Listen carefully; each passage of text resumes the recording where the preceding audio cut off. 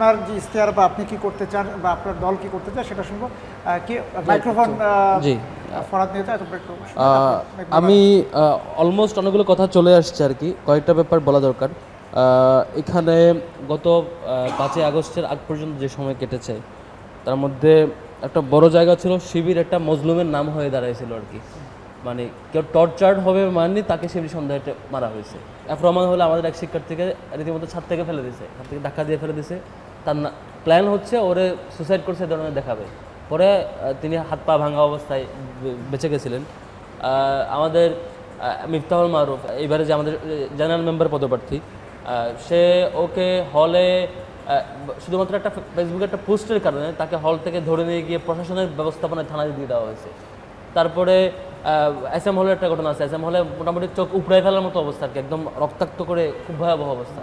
প্রত্যেকটা জায়গায় কিছু মনে হলেই শিবির সন্দেহ, মনে হয় পেটানো যায়, এবং যদি শিবির প্রমাণ পায় তাহলে মেরে ফেলাটাও যায়। এইরকম একটা মানে ধারায় চলে গেছিলো। তারপরে বটতলায় একটা কোরআন নিয়ে একটা প্রোগ্রাম ছিল, কোরআন তেলাওয়াতের প্রোগ্রাম, তাদেরকে শৌকজ দেয়। এই যে চরম মাত্রায় ইসলামফোবিক অবস্থা তৈরি করা এবং যে কোনো ধরনের সিমটম যখনই যা পায় না কেন তাকে শিবিরটা দিয়ে পেটানো যায় এবং সিরিয়াস লেভেলে টর্চার করা যায়, সে লেভেলে চলে গেছিল। এটা বড় একটা কারণ ছিল কি জানেন?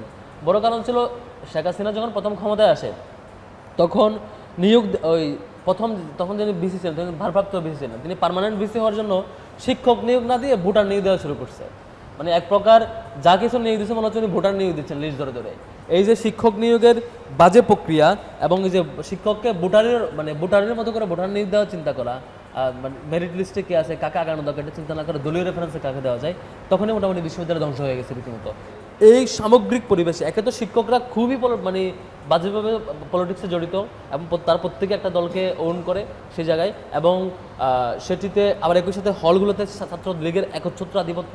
কেউ যদি পড়তে চায় তাকে হলে না থাকাটা তার জন্য সে নিজের জন্য রেফার করে নিত আর কি। আপনি রিডিং রুমে ঢুকছেন, হঠাৎ করে বলতে চাই বাইরে হওয়া প্রোগ্রামে যা, এই যে বাজে অবস্থা। রাত 3টা রাত 3টা ফার্স্ট ইয়ারের সেকেন্ড ইয়ারের ছেলেদেরকে হল থেকে বের করে দেয়, বের হয়ে যায়।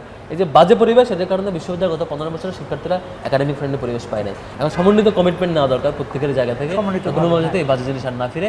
এবং শিক্ষকদের যে কনসেন্ট্রেশনটা স্টিল এখনো আছে, এখনো শিক্ষকরা কেন যেন হঠাৎ একটা দলের দিকে চলে যাচ্ছে।